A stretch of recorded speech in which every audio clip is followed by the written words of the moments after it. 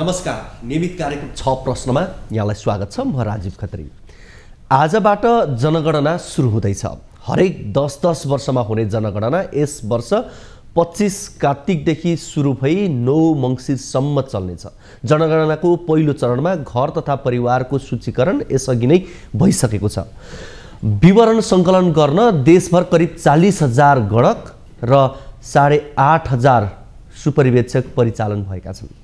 काठमाडौँ जिल्लामा डिजिटल पद्धतिमा आधारित कार्यविधि प्रयोग गरी ट्याब्लेटबाट र अन्य जिल्लाहरूमा कागजी प्रश्नावली प्रयोग गरी विवरण सङ्कलन गरिनेछ। नेपालमा 1978 साल यता 5औं संस्करण बाहेक हरेक 10 वर्षमा राष्ट्रिय जनगणना हुँदै आएको छ।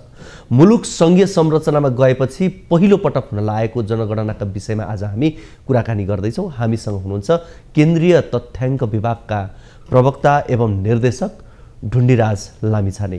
ढुण्डिराज, यहाँलाई कार्यक्रममा स्वागत छ। हस्, धन्यवाद। आराम हुनुहुन्छ? हजुर। यतिखेर त व्यस्तता बढेको छ। अलि व्यस्तता हजुर। अब करिब 70 लाख घर परिवारमा पुग्ने कुरा भनेको त्यति चान्चुने कुरा होइन। यो धेरै यसका असहजताहरू पनि धेरै हुन्छन्। तर अब तयारीको हिसाबले यो 12औं राष्ट्रिय जनगणनाको तयारी कस्तो छ अहिले? अब 12औं राष्ट्रिय जनगणना यो सङ्घीय संरचनाको पहिलो जनगणना पनि हो एक किसिमले। यसले आधार दिन्छ। अबको जनगणनाले सङ्घीय संरचनालाई संविधान कार्यान्वयन गर्ने हिसाबमा यो महत्त्वपूर्ण रहन्छ। यो तयारी लगभग हाम्रो सम्पूर्ण तयारी पुरा भइसक्यो। हामीले हाम्रा सुपरवेक्षकहरूलाई, गणकहरूलाई दिनुपर्ने तालिम प्रशिक्षणहरू सम्पन्न भइसक्यो र उनीहरूको कार्यदेश दिएर घर घरमा जानको लागि हामीले सम्पूर्ण सामग्रीहरू वितरण गरिसकेका छौँ र उनीहरू आजदेखि घर दैलोहरूमा जाँदै रहन्छ। अब यो गणना 15 दिनको रहनेछ। एकदम छोटो अवधिको रहनेछ। समय पनि मौसम अलिकति जाडो महिना पनि सुरु भएको छ, अलिकति छोटो अवधि पनि छ। त्यसले गर्दा अलिकति चुनौतीपूर्ण हामीलाई छ। काम गर्ने सिलसिलामा अलिकति समस्याहरू हुन सक्छन्। जाडो मौसम छिटो चाहिँ अँधेरो हुने, त्यो कारणले गर्दा हाम्रा गणक भाइ बहिनीहरूले अलि मेहनत गर्नुपर्ने हुन्छ, विगतको भन्दा अलिक फरक लाग्छ। अब विगतमा कतिपय अवस्थामा जनगणनाका सन्दर्भमा जाति, धर्म, भाषाका सन्दर्भहरूमा कुरा गर्दा केही दबिएर जवाफ दिनुपर्ने या केही पेचिलो बन्ने गरेका भन्ने कुराहरू आउँथे, यदा कदा आउने गर्थ्यो। तर अब त गणतन्त्र आइसकेको छ, अहिले त स्वतन्त्र रूपमा खुलेर बोल्न सक्ने अवस्था पनि छन्। यी कुराहरूलाई पनि ध्यान दिनुपर्ने होला। गणकले कस्ता प्रश्न गर्छन् र एउटा परिवारको तथ्याङ्क सङ्कलन गर्न कति समय लाग्छ? हजुर, अहिले विगतको जनगणनाभन्दा अलिक फरक ढङ्गले हेर्नुपर्ने हुन्छ यो जनगणनालाई। किनभने यो जनगणना भनेको सङ्घीय संरचना आएको र हाम्रो नेपालको संविधान 2072 आइसकेपछि यो पहिलो पनि हो। संविधानमा धेरै कुराहरू, सामाजिक समावेशी कुरा, प्रतिनिधित्वका कुराहरू, पहिचानका कुराहरू, जात जाति भाषा धर्मका आरक्षणका कुराहरू पनि छन् त्यसमा। त्यसले गर्दा जात जाति भाषाहरू पेचिलो भन्दा पनि अब सरल ढङ्गले जान्छ भन्ने हाम्रो अनुमान एउटा रह्यो त्यहाँनिर। अब हाम्रो मूल जनगणनामा मुख्य प्रश्नको हिसाबले 55वटा प्रश्न हुन् जम्मा। टोटलमा 2टा प्रश्न गरेर हामीले विगतमा 25वटा प्रश्नको घर तथा घर परिवार सूचीकरण कार्य सम्पन्न गऱ्यौँ। त्यो गरेर टोटलमा मुख्य प्रश्नहरू 80 हुन्। त्यसका केही अरू प्रश्नहरू पनि थप सानातिना प्रश्नहरू छन्। ती प्रश्नहरूमा मुख्य रूपमा हाम्रो गणक भाइ बहिनीहरूले अहिले सोध्ने प्रश्न भनेको चाहिँ नितान्त व्यक्तिगत विवरणहरू हो मुख्य रूपमा चाहिँ। तर केही पारिवारिक प्रश्नहरू पनि त्यहाँ रहन्छन्। यसको गोपनीयता कस्तो हुन्छ? गोपनीयताको हिसाबले हामीले जनगणनामा सोध्ने प्रश्नहरू नितान्त पारिवारिक, सामान्य खालका पारिवारिक प्रश्नहरू हुन्छन्।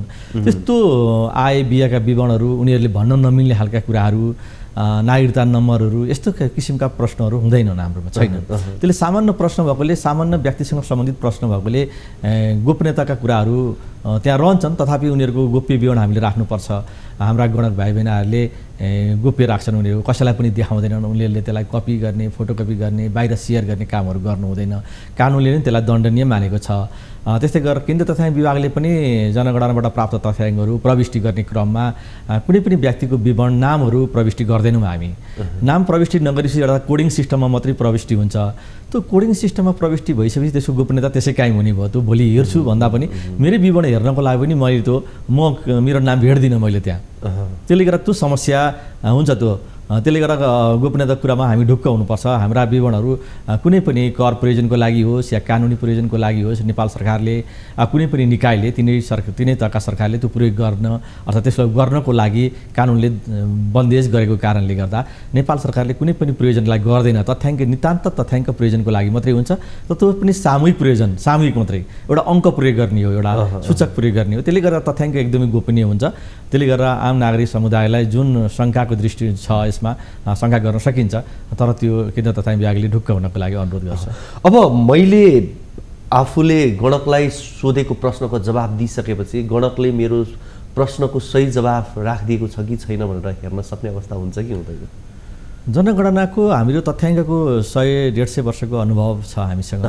हाम्रो तथ्याङ्क सङ्कलन गर्ने क्रियामा तथ्याङ्क विभागले गरेको काममा अहिलेसम्म नागरिकले दिएको तथ्याङ्क हेर्दाखेरि तुलनात्मक रूपमा हेर्दै जाँदाखेरि पनि सही तथ्याङ्कहरू, सही विवरणहरू प्राप्त भएको देखिन्छ। हाम्रो हेर्नुपर्ने चाहिँ विगतको तथ्याङ्क कसरी आएको छ, पछि कसरी आयो, त्यो तुलना गर्न योग्य छन् कि छैनन् ती कारणले गर्दा अहिलेसम्म तथ्याङ्क विभागले गरेको काममा चाहिँ राम्रो हाम्रो समुदायले, नागरिक समुदायले राम्रो प्रश्न उत्तर दिनुभएको छ। त्यसले गर्दा तथ्याङ्कहरू गुणस्तरीय नै प्राप्त भएका छन्।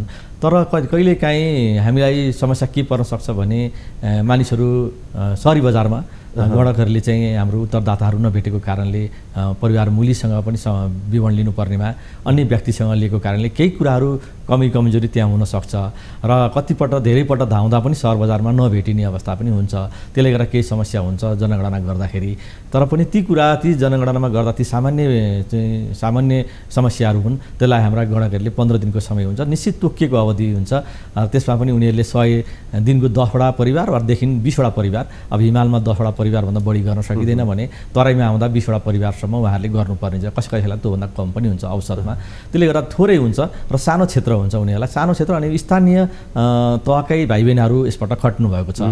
किनभने स्थानीय तहका भाइ बहिनीहरू खटेपछि आफ्नो क्षेत्रको सबै परिवारको बारेमा जानकारी पनि हुन्छ, घरको बारेमा जानकारी हुन्छ र थोरै ठाउँ भएको कारणले कुनै पनि परिवार पनि छुट्दैन र कुनै पनि व्यक्तिहरू पनि छुट्दैनन् भन्ने हाम्रो बुझाइ पनि छ। किनभने त्यही किसिमले हामीले प्रशिक्षित पनि गरेका छौँ। कोही छुट्नु हुँदैन। एउटा मानिस छुट्दा पनि संविधानको कार्यान्वयन गर्न हाम्रो विकास निर्माणको आधारमा भोलि हामीले नागरिकले पाउने सेवा सुविधासँग जोडिएको विषयहरू पनि हामी वञ्चित हुनुपर्छ हामी कसैले। त्यसले गर्दा त्यो कारणले गर्दा त्यो किसिमले हामीले प्रशिक्षित गरेका छौँ। हामीले आम नागरिक समुदायलाई, राजनीतिक दलहरूलाई, सबैलाई हामीले हाम्रा जनगणनाको बारेमा, हाम्रा महत्त्वको बारेमा हामीले जानकारी दिएको कारणले गर्दा सबै नागरिक समुदाय यसपटक सचेत हुनुहुन्छ। त्यो कारणले त त्यस्ता किसिमका समस्याहरू अनि बाधा विघ्नहरू त्यति आउँदैनन् यसपटकको जनगणना। पक्कै पनि यहाँले भन्नुभयो जस्तै स्थानीय तहमा सम्बन्धित क्षेत्रकै व्यक्तिहरू गणक भएर जाँदा त्यसले पार्ने सकारात्मक कुरा हुन्छन्, नजिकबाट चिनेको पनि हुन्छ। तर त्यसका नकारात्मक कुराहरू कोही कसैले चाहिँ बदमासी गरिदियो भने त्यहाँसम्म नपुग्ने कुरा हुन्छन् कि भन्ने पनि एउटा आशंका चाहिँ हुन्छ। त्यसलाई खै एउटा आशंकाकै रूपमा मात्रै मैले राख्न खोजेको। अब उनीहरूको चाहिँ सर्वेक्षण कसरी हुन्छ, उनीहरू पुगेनन् भन्ने कुराहरू कसरी हुन्छ, तथ्याङ्क विभागले उहाँहरूसँग कसरी सम्पर्क गर्नुहुन्छ, त्यो व्यवस्था के हुन्छ? हजुर, अब यो हाम्रो यो समन्वयको हिसाबले एउटा संयन्त्रहरू हामीले विकास गरेका छौँ तल्लो तहसम्म। हाम्रो तल तहबाट आउँदै गर्दाखेरि एक त सबभन्दा यसको गणकको सुपरभिजन गर्नको लागि हाम्रा सुपरभिजकहरू खटिएका हुन्छन्। हरेक 4 जना गणकको लागि 1 जना सुपरभिजक खटिएको हुन्छ। भनेपछि त्यो नजिकको सुपरभिजक भयो। त्यसले चाहिँ हरेक गणकले दिनमा कति काम गर्यो त्यो हामीलाई अपडेट गर्नुपर्ने हुन्छ। दैनिक कामको विवरण हामीलाई पठाउनु पर्ने हुन्छ। हामीले एउटा मोबाइल एप पनि बनाएका छौँ।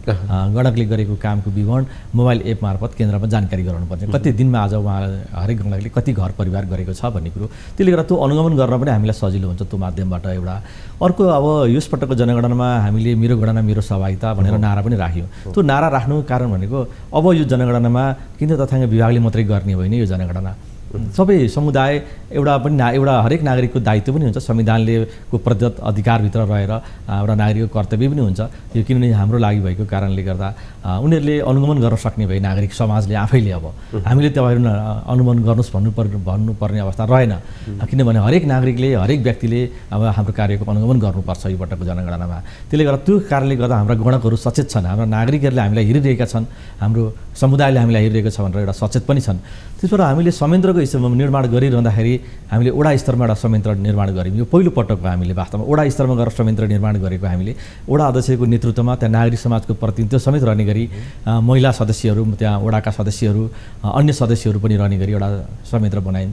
त्यो समितिले चाहिँ हाम्रा सुपरभिजकले गणकहरूले गरेको कामको मूल्याङ्कन गर्ने, अनुगमन गर्ने, हाम्रा तालिमहरू कसरी सञ्चालन भइरहेका छन् त्यो हेर्ने र प्रचार प्रसार पुगेको पुगेन, आम समुदायमा पुगेको पुगेन भन्ने कुराले त्यो वडा सजीकरणले हेर्ने पनि भयो।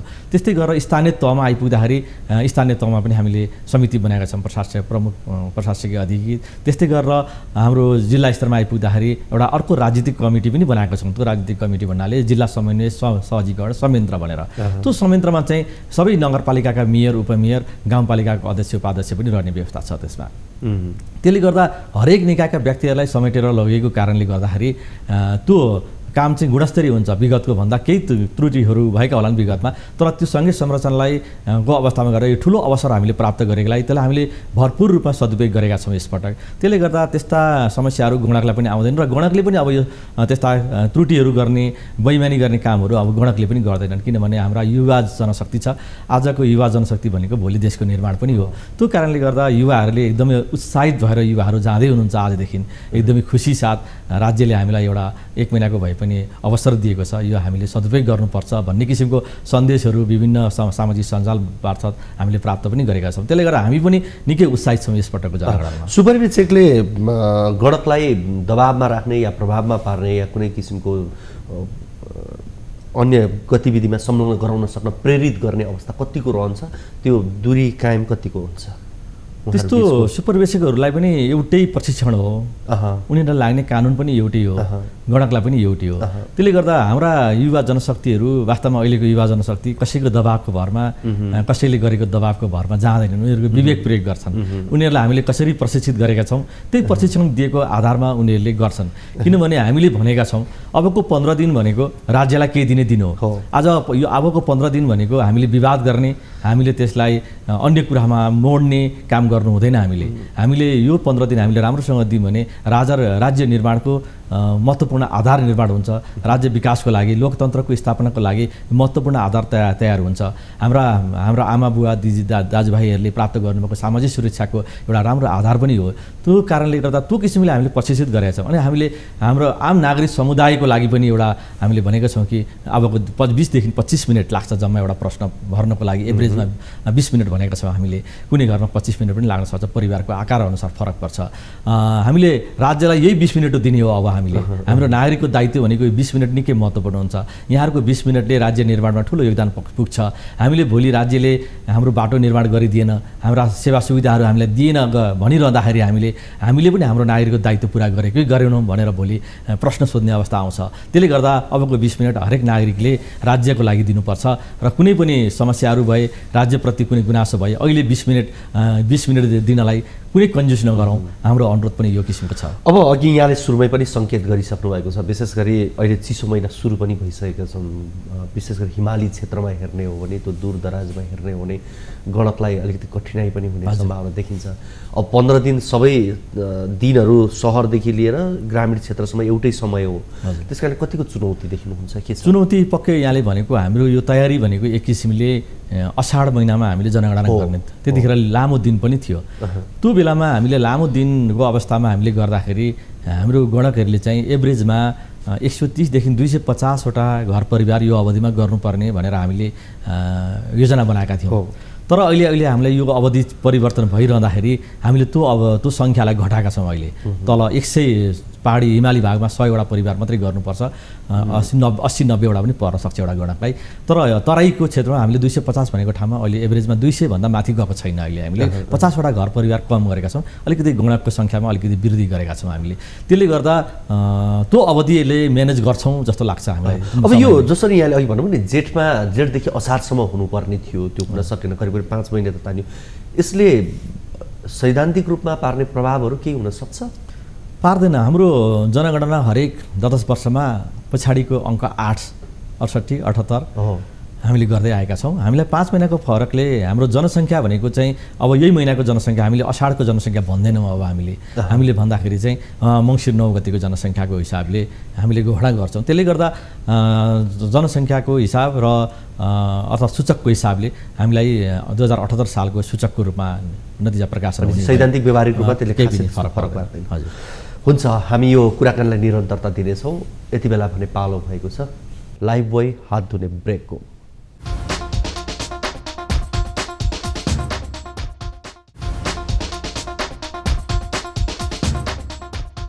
दर्शकवृन्द, कार्यक्रम 6 प्रश्नमा यहाँलाई फेरि पनि स्वागत छ। आज हामी कुराकानी गरिरहेका छौँ आजबाट सुरु हुने जनगणनाको सम्बन्धमा। हामीसँग केन्द्रीय तथ्याङ्क विभागका प्रवक्ता ढुण्डिराज लामिछाने हुनुहुन्छ। उहाँसँग हामी कुराकानी गरिरहेका छौँ। ढुण्डिराज, यहाँलाई फेरि पनि स्वागत छ। ग्रामीण क्षेत्र दूरदराजमा पुग्नलाई असहज होला, तर तथ्याङ्क गर्नलाई सहज हुन्छ। तर काठमाडौँको सन्दर्भमा हेऱ्यो भने यो भदौ 30 देखि असोज 18 गतेसम्म गरिएको घर परिवार सूचीकरणमा विशेष गरी शहरी क्षेत्रका परिवारहरू छुटेको गुनासो पनि धेरै सुनियो। यसलाई कसरी समावेश गरिन्छ? हजुर, एकदमै सही भन्नुभयो। यो वास्तवमा दूरदराजमा पुग्न मात्रै कठिन छ हामीलाई। हाम्रा स्थानीय स्तरकै भाइ बहिनीहरू हुनुहुन्छ, अझ विगतभन्दा अलिक सजिलो पनि छ हामीलाई त्यो किसिमले।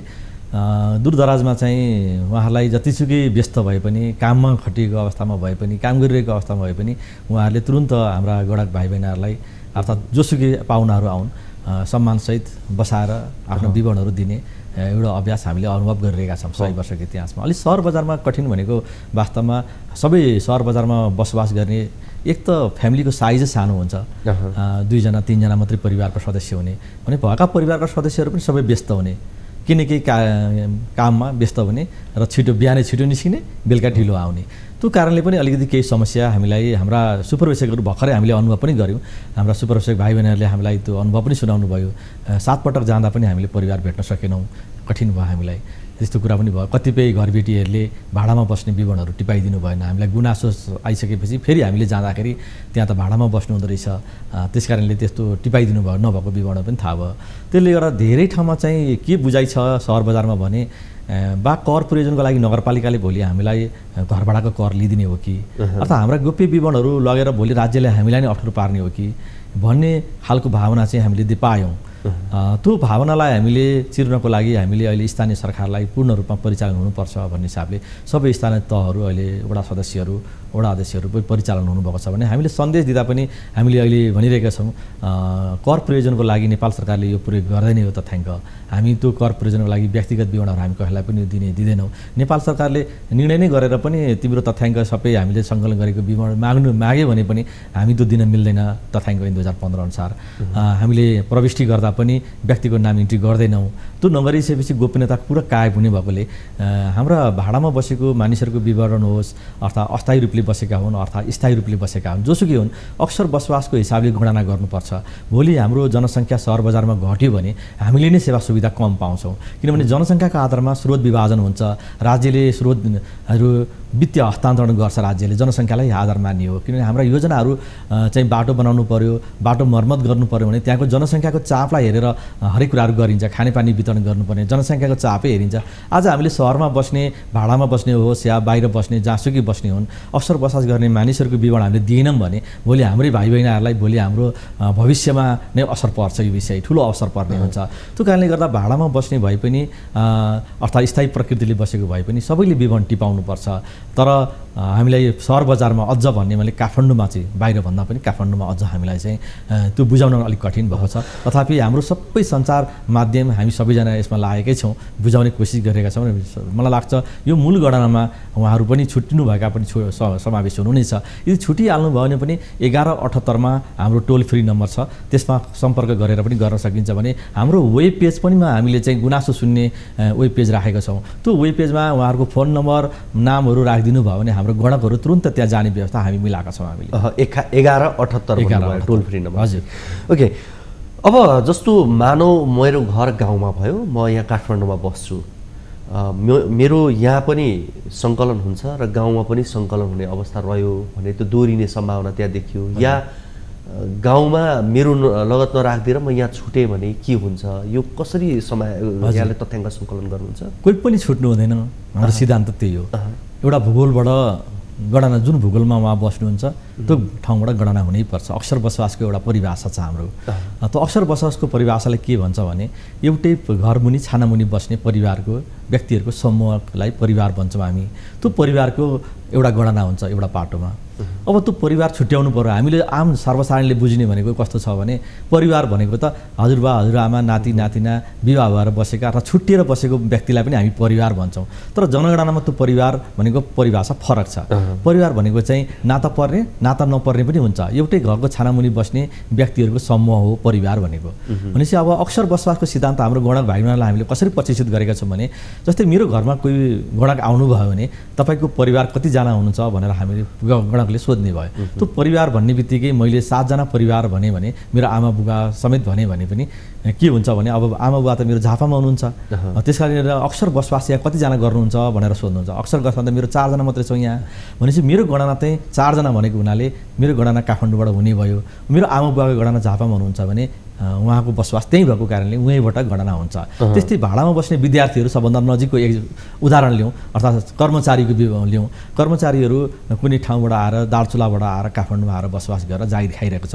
भाडामा बसेका छन् भन्नुमा घर छैन अहिले। भाडामा बसेको भए पनि त्यो कर्मचारीको विवरण चाहिँ यहीँबाट हुने भयो।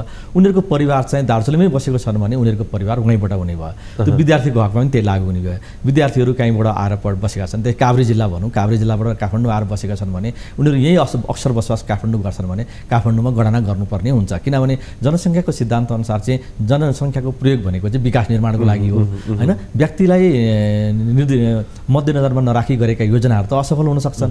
किनभने हामीले योजनालाई पनि हेर्नुपर्छ, हेर्ने यो जनसङ्ख्याको सिद्धान्तले। त्यसले गर्दा अक्षर बसोबासको आधारमा जो मानिसहरू जहाँ बस्नुहुन्छ त्यहीँबाट गर्छौँ। रोजगारी र यो अध्ययनका लागि विदेशमा गएकोहरूको पनि विवरण सङ्कलन हुन्छ, कसरी हुन्छ? अक्षर बसोबासको सिद्धान्त अनुसार उहाँहरू पर्नुहुन्न गणनाको लागि मूल गणनामा अथवा हाम्रो रोस्टरमा भनौँ।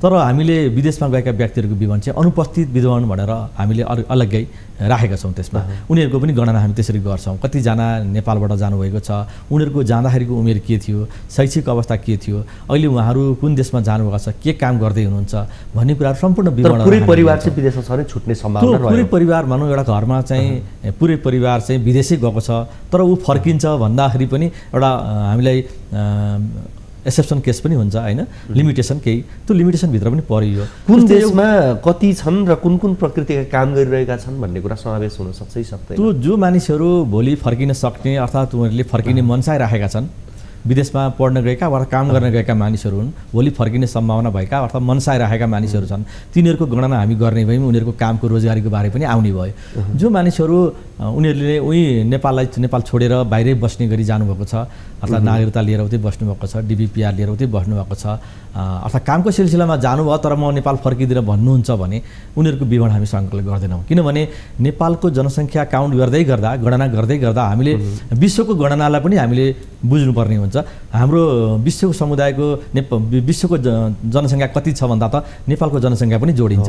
त्यो जो मानिसहरू नेपाल छोडेर जानुभएको छ उनीहरूको गणना सोही देशबाट हुने भएको कारणले गर्दा हामीले यहाँबाट गर्दैनौँ। किनभने हाम्रो टेरिटोरी भएका हाम्रो भूगोलमा भएको व्यक्तिको मात्रै गणना गर्छौँ। त्यो नितान्त विकास निर्माणसँग जोडिएको पनि हुन्छ। अब धेरै उठिरहेको प्रश्न, यहाँहरूले पनि धेरै सामना गरिरहनु परेको प्रश्न र धेरैले सुन्न चाहेको बुझ्न चाहेको प्रश्न पनि हो। यो नेपालको नयाँ चुच्चे नक्साभित्र परिसकेको ठाउँहरू विशेष गरी लिपुलेक, लिम्पियाधुरा, कालापानी क्षेत्रको जनगणना कसरी हुन्छ कि हुँदैन, यो कुटनीतिक रूपमा कतिको सहज छ असहज छ के छ भनेर धेरैले जान्न चाहनु भएको छ। मैले यहाँलाई यही प्रश्न एकदमै हजुर सही कुरा हो। यो अहिले हामीले हाम्रो भूमि भनेका छौँ, भारत सरकारले उपभोग गरेका छ, कब्जा गरेका छ भनौँ त्यसलाई। अब यो अलि विवादित भूमि पनि हो। यो अन्तर्राष्ट्रिय हिसाबले अर्थात् राज्यले कुटनीतिक पहल गर्नुपर्ने अवस्था छ यसमा। त्यो कुटनीतिक पहल पनि भइरहेको छ। तर जनगणनाको यो अवधि गर्दै गर्दा, यो आजदेखि जनगणना सुरु गर्दै गर्दा हामीले हाम्रा गणकहरू त्यहाँ पठाउन सकेका छैनौँ। त्यहाँ सुरक्षाको दृष्टिकोणले केही समस्या छ र कुटनीतिक हिसाबबाट अगाडि नबढिकन हामीले अगाडि बढ्नु पनि नहुने अवस्था छ।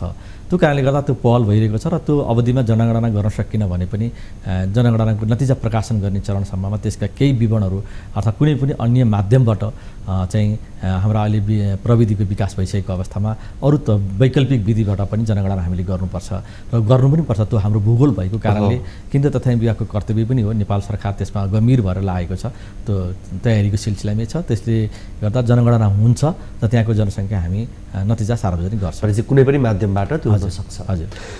अब कार्यक्रम करिब अन्तिममा नै छौँ।